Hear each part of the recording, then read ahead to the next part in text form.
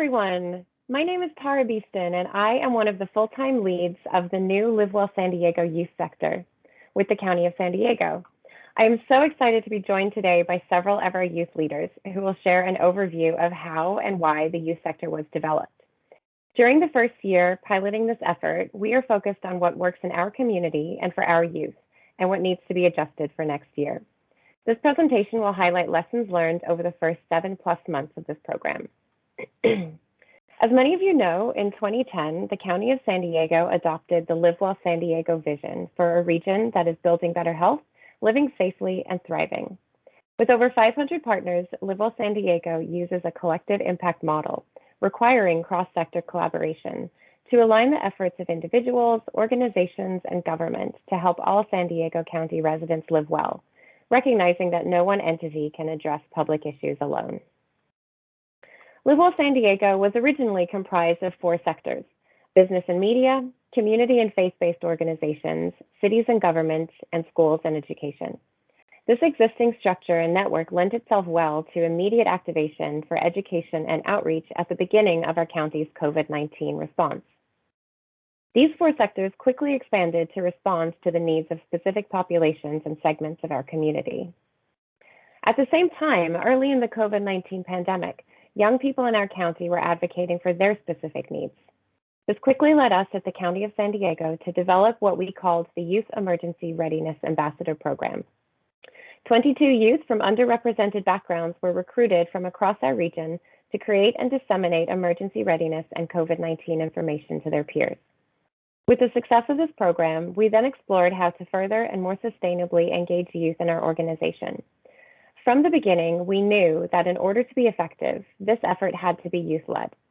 So we held over 35 listening sessions with youth groups and those who work with youth to identify their needs, what kind of impact they would like to have, and what core values should guide this work. With this input, we developed a framework for youth engagement, which was approved by our County Board of Supervisors in October 2020, and the youth sector was officially added to the Live Well San Diego vision.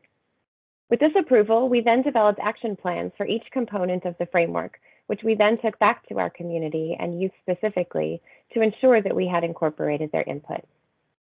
Here is an overview of the 5 components of the youth sector: outreach and recruitment, leadership and professional development, mentorship, engagement on boards and commissions, and communications. And now I would like to pass it over to our youth leaders to share more details about these 5 components. Over to you, Nadine. Hello, my name is Nadine Yohannan, and our first component of the youth sector framework is outreach and recruitment. Based on input from multiple listening sessions, the following organizational structure was created. The youth sector has 2 full-time county staff who are responsible for strategy development, final approvals of materials, and integration of new partners. Our team also coordinates the youth sector advisory group with whom we meet quarterly to gather input on strategy and to cross-thread. It was important to have youth voices integrated as early as possible into the development of the program. 2 youth advisor positions were created to include leadership opportunities for young people to guide other young people. And finally, we have our youth leadership team. This team is comprised of youth leaders, such as myself, ages 16 to 24, who are with us for a 1-year term, working with 5 to 20 hours, depending upon the time of the year, and participating in the 4 components mentioned earlier, and that will go into more detail later. Through our extensive network of the Live Well San Diego community, partners, and schools, our team recruited widely and was determined to have representation from as many lived experiences as possible. Our youth leadership team received over 150 applications. Young people were incorporated into the selection interview process, interviewing 50 candidates and ultimately selecting 15. The youth sector onboarded youth as temporary county employees so that they would be compensated for their time. This was something the team learned was critically important for successful youth engagement, to recognize and honor their time and input. We learned that young people are looking for opportunities to have an impact in their communities, hence a large pool of applicants received, despite this being a brand new program. Until very recently, all of our meetings were conducted virtually. As we all know, connecting over virtual platforms is different, so we learned that we needed to incorporate time and activities for our youth leaders to get to know each other and bond. We also learned that we needed to plan for attrition. Youth lead busy lives with competing priorities, including our return to in-person school and after-school activities. For instance, I personally started going back to school again in the middle of the program, causing me to have to adjust my schedule and work with the team to find what best worked for me. To date, 4 youth leaders left the program for varying reasons, including gaining full-time employment as a result of this mentorship experience. Here you can see a breakdown of the diversity and representation that we achieved with the initial group of youth leaders, including age, gender identity, racial, and geographic representation. I'll pass it on to Mercedes. Thank you, Nadine. The goal of the second component is to prepare myself and my fellow youth leaders to fully engage in the program by getting these trainings and professional development opportunities. Starting in the spring of this year, our youth leadership team met twice weekly, and for the following 3 months, we participate in trainings where we learned about the County of San Diego's mission and structure. We also invited subject matter experts to present about diversity and inclusion, being trauma-informed, health equity, leadership qualities, and more. With collective impact in mind, we also invited youth-led and youth-serving organizations to meet with us youth leaders to share the impact they are having in their communities and to discuss opportunities for collaboration. These sessions are called Partner Spotlights. Many people, not just young people, lack a deep understanding of what their local government does. So bringing in colleagues from various county departments to talk about their work was insightful for us youth leaders and helped us determine how and where in our county government we would like to have an impact. We have learned in this new virtual world, engagement is critical. We learned that it was important to connect with our presenters beforehand and support them in making their presentations as engaging as possible, allowing time for group discussions and reflection. To ensure that these trainings were meeting the needs of youth, our advisors created an online weekly feedback form and made adjustments to the time and format of the trainings, for example, based on our input. Now I will pass it on to Youth Leader Kiari. Hi, my name is Kiari, and the goal of this component is for us to provide meaningful input into county programs and services as well as gain on-the-job experience. Our advisors reached out their network of county employees to seek staff interested in serving as our mentors. Our advisors created profiles for both the mentors and mentees to share about ourselves and our interests. Our advisors then set up a virtual speed networking event where mentors and mentees spent about 8 minutes getting to know each other. Both sides then ranked our top choices and final pairings were made. I and my fellow youth leaders then started our 3-month experience with our mentors, some in person, some virtual. Together that ranged from hosting a youth evening diversion event, modifying a health equity challenge to be youth friendly, and informing an emergency communication system on how to be more inclusive of youth.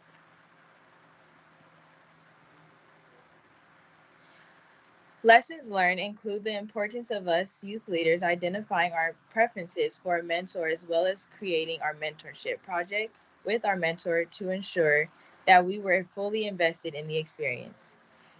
Gathering regular feedback allowed our advisors to address any challenges as they arose. They did this by asking both parties to complete biweekly feedback forms as well as having individual monthly check-in meetings with the mentors and mentees separately. Our advisors also hosted monthly mentor collaborative meetings to bring all the mentors together to share ideas and best practices and brainstorm solutions to challenges. You can see some of the positive feedback that some of us youth leaders shared about the mentorship component here. And now I will pass it off to Lena. Hello, my name is Lena. Next, we'll be discussing about our goals to improve and inform decision-making within our governmental structure. When decisions are being made about youth, they need to be at the table in a meaningful way that everyone from all ages can understand. As many of you may know, boards and commission meetings are often not the most youth-friendly environments. From my experience, it was very difficult to understand the acronyms and languages that was used in the meetings. At times, I did not know what was going on and became a challenging space. So one of the goals is to help the boards create more youth-friendly environments. Another goal is to demystify governmental processes. County board and commissions are often where the rubber meets the road and important decisions are made. Yet many people, youth included, are not familiar with their work or processes and don't know how to get involved. In order to achieve these goals, we knew we had to provide support to not just our youth leaders, but also to board members. Therefore, we had trainings regarding the Roberts Rules of Order and the Brown Act, and also learned how to reach out and introduce ourselves to the board's members to let them know we'll be attending. The youth members have also met with and held trainings for board members to help them understand how to best partner with young people and provided them with best practices to incorporate into their meetings to be more inclusive of youth. Overall, we learned that there are many barriers to youth participating in the works of boards and commission, including meeting times and the adult-centric nature of many of these entities. We also learned that there is great enthusiasm for youth engagement, with many board members truly understanding the importance for our goals, which us youth are very relieved that there are people out there who care about us and the areas we live in. Through the conversation we've had with numerous boards, we're seeing different models of youth engagement forming, from creating a full voting youth seat with a shorter term length than normal to starting a youth subcommittee made up of multiple young people. We look forward to working with the boards individually over the course of the next year to help them achieve their individual goals of having greater youth participation in their works. Now I'll pass it over to Tara. Thank you, Lena. Our final component is communications, and it's about sharing youth-focused resources with the larger San Diego community, as well as hearing from a wider audience of youth and integrating their voices into the work of the county. To this end, our youth are hosting a series of community conversations. These include Talks with a Doc, where youth can directly ask a doctor their questions about COVID-19 and vaccines, as well as town halls. The goal of these town halls is to incorporate feedback from youth into existing or developing county programs and efforts. We have also increased our presence on social media, with our youth now managing and creating content for the Live Well San Diego Instagram account, as well as creating the county's first TikTok account. And for those not so savvy on social media, we also compile these resources into a bi-weekly e-blast. Lessons learned. As we all know, we have to be on social media, and we have to keep up with new platforms as they emerge. This certainly sounded daunting to me, but thankfully I should not be the one creating content for a youth-focused account and audience. It has worked really well for one of our youth leaders to manage our social media accounts, and as you can see, we're having success and our followers continue to grow as word about the Live Well San Diego youth sector spreads across our region. In conclusion, the youth sector was added to the County of San Diego's Live Well San Diego vision to empower, engage, and amplify youth voice within local government so our young people can be healthy, safe, and thriving.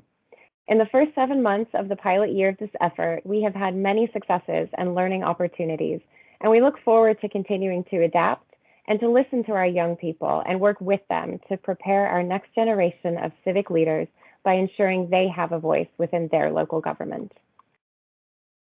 You can stay in touch with us and follow our work through our website, social media accounts, and our email address. With that, I really want to thank our youth leaders, Lena, Chiari, Mercedes, and Nadine. Thank you all for listening. Bye.